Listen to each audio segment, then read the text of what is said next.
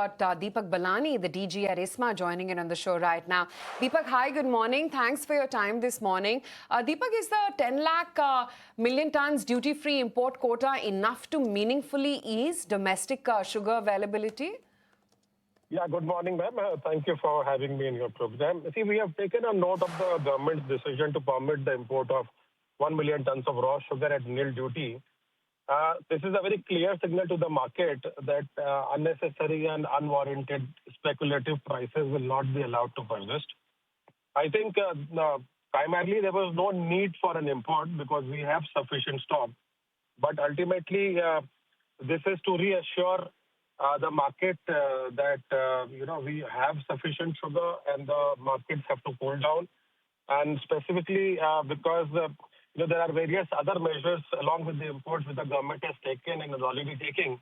And I believe the markets will cool down.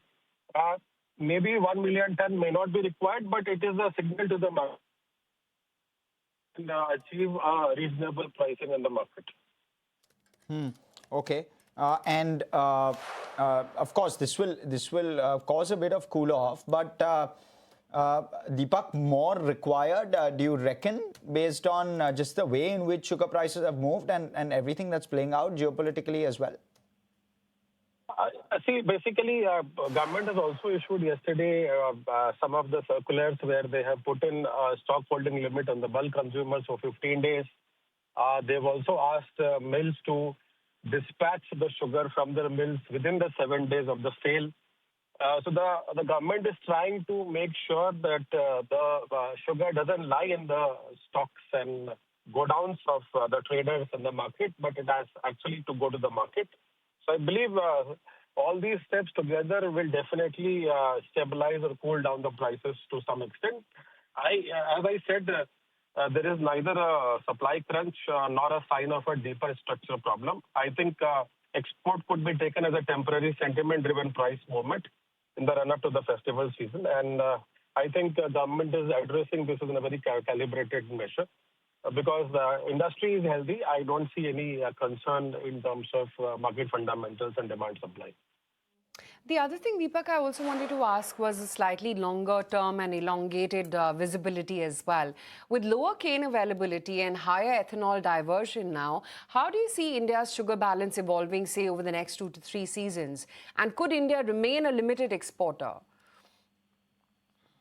Very, very early to say that because sugarcane is a one-year crop and there are various parameters, the weather-dependent parameters which affect the yield and the recovery of the sugarcane. This year we have seen, till now we have seen that the rain has been primarily very patchy, almost over 12 to 13% deficit. But on the ground still, we have not yet seen any stress on the plant. But it is another 20 days to 1 month. We will have to watch how the monsoons are playing, specifically in the southern part of the country. And maybe after a month, we will have a better idea how the crop is looking and what could be the production next year. Because depending on the monsoons, we will also see how much is the planting happening for the Sali for the next year. So there are various factors which will have to still play out for us to give any estimate or any prediction of the next year's crop or, for example, 27-28. But primarily, as of now, the crop looks healthy.